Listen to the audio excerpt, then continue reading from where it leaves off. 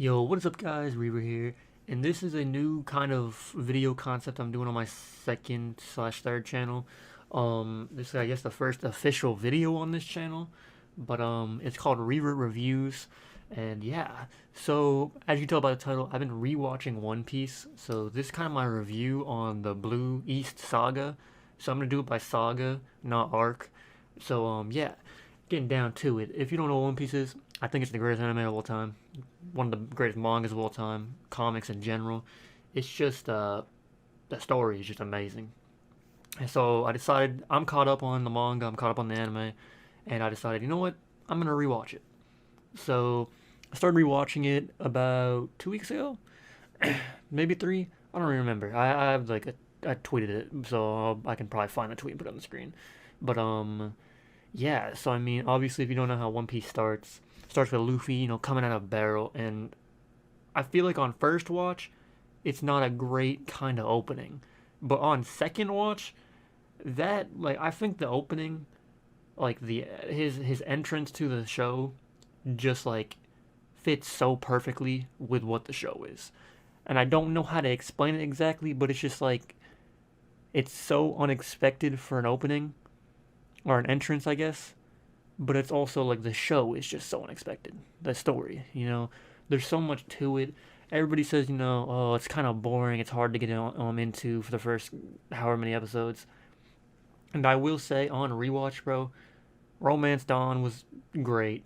Orange Town arc when he fights Buggy, that was a great arc. I don't know how people can't like that. When Luffy pulls up on Zoro, that was fire. But when Luffy pulls up on Buggy and he has the moment with Shushu or Shosho, whatever the dog's name is. That moment there had me hooked on the show, and that's like not that far into the show. And then that arc just went, pretty good. And then Syrup Village arc.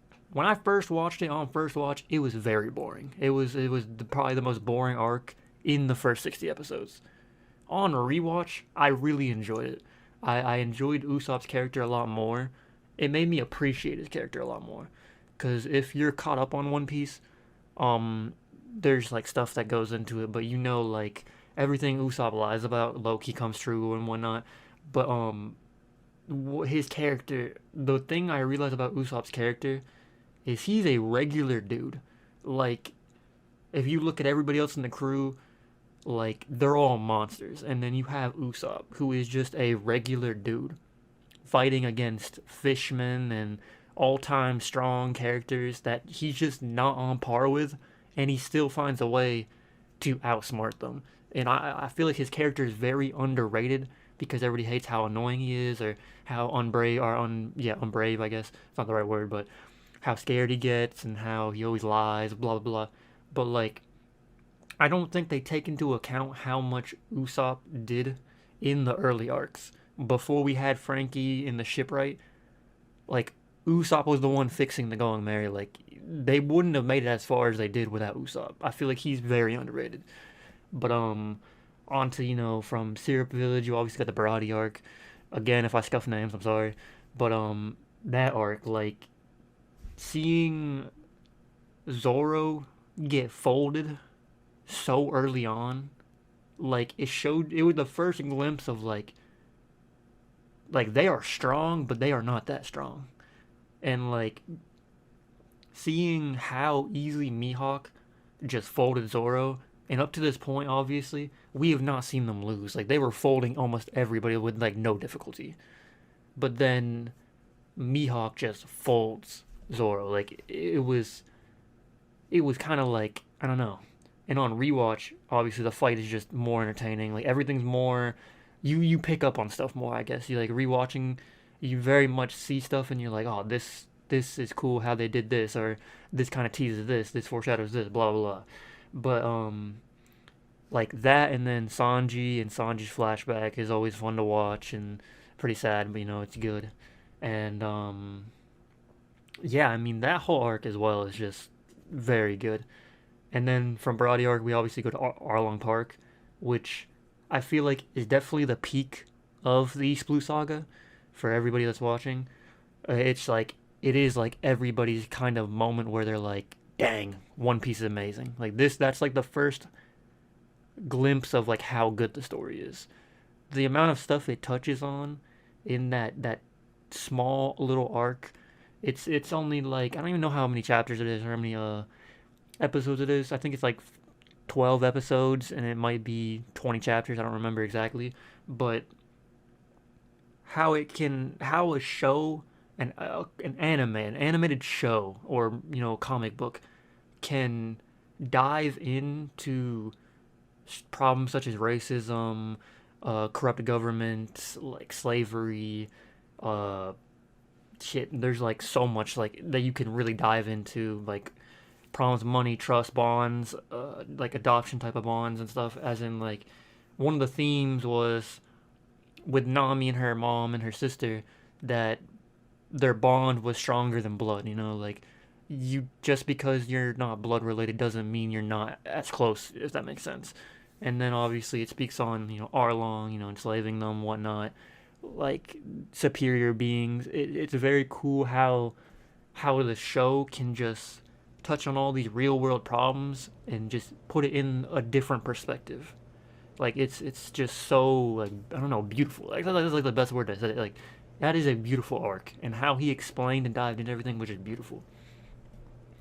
And then obviously from Arlong Park, you go to Logtown or Logtown, and that one it was more of like it was like the kind of climax. Like you're finally going to the Grand Line. It's been hyped up the whole time, and that was like the last part. Obviously, it was a lot of side missions. Zoro's cold moment where he throws the sword up, the cursed sword, and it Katetsu or whatever, and it falls and doesn't cut his arm. Or Luffy going onto the thing and saying he's gonna be Pirate King, and where Roger died, and then also when Buggy tries to kill Luffy, and he goes, "Sorry, I'm dead," and smiles.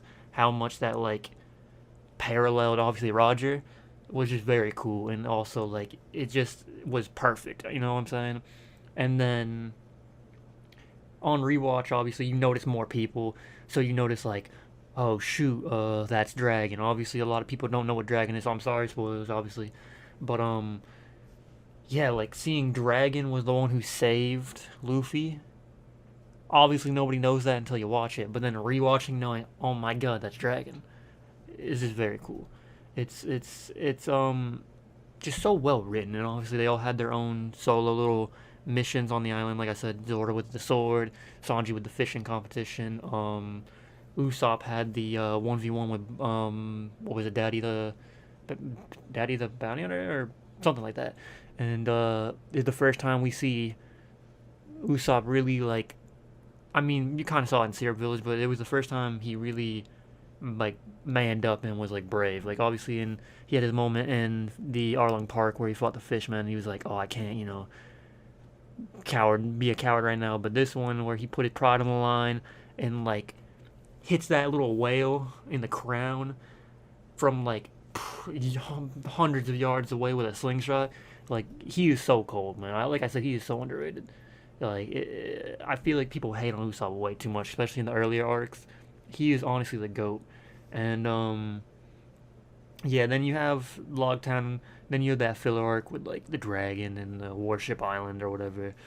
It's not as entertaining, but I mean, on rewatch it was kind of boring. It was fun on first watch, but rewatching was kind of boring. But I want to watch everything, so yeah. I mean, rewatching. I've been tweeting on like a lot about it, but rewatching like this show is so beautiful, man. Especially on rewatch, like it is so underrated. Even though that it's like the biggest manga, it's the biggest manga of all time.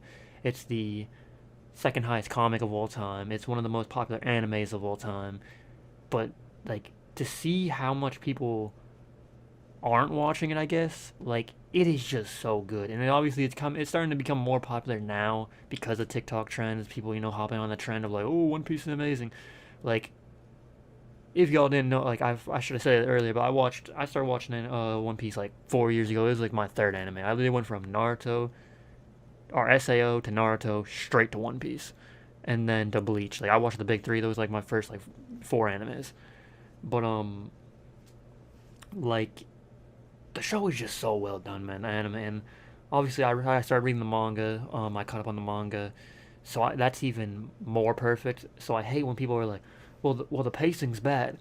The first 60 episodes are not paced that like bad at all, if you ask me. If there's 100 chapters and they cut it into 60 episodes, 61, I feel like that's pretty good pacing, if you ask me.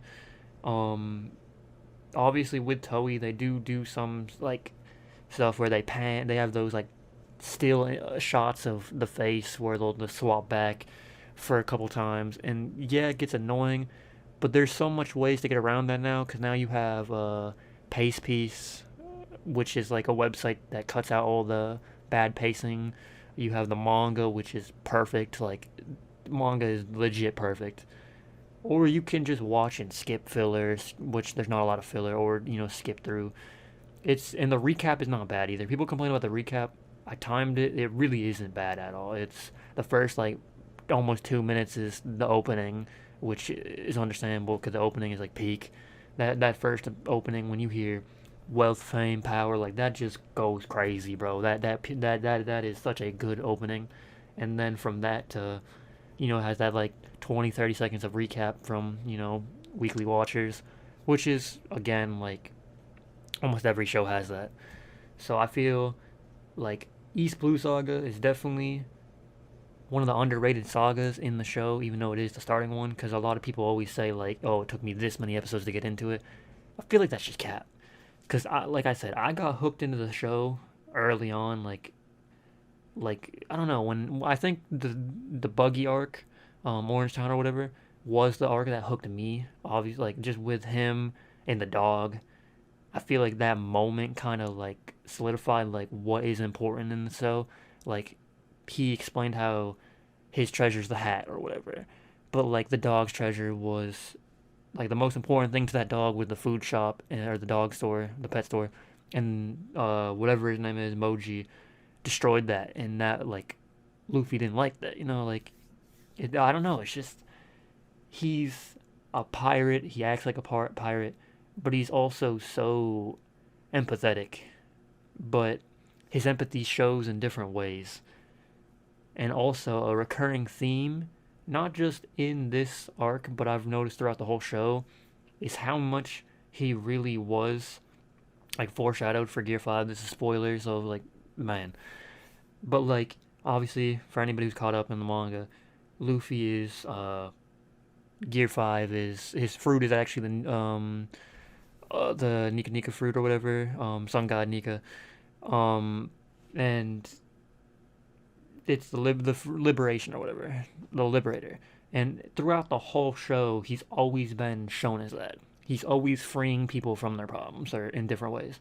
So like you see in Romance Dawn when he saves Zoro from being captured or being killed.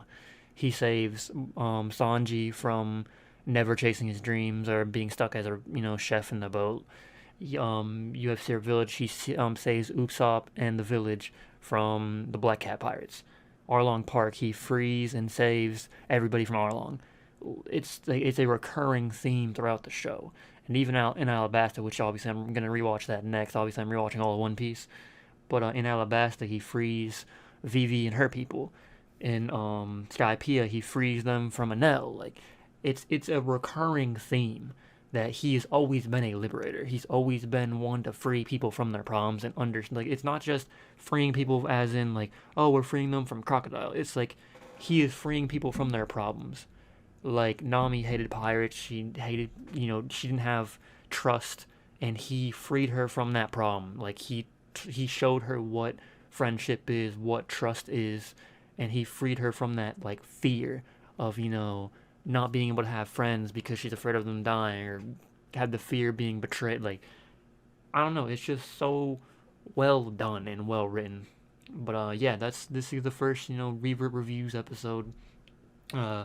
We're gonna do this for every arc I rewatch, or saga I rewatch. So next will be Alabasta, and then probably in 2-3 weeks whenever I finish it. But yeah, it's the story's just perfect, man. I definitely recommend anybody who hasn't watched it to watch it. But yeah, yeah. So that's it. Peace.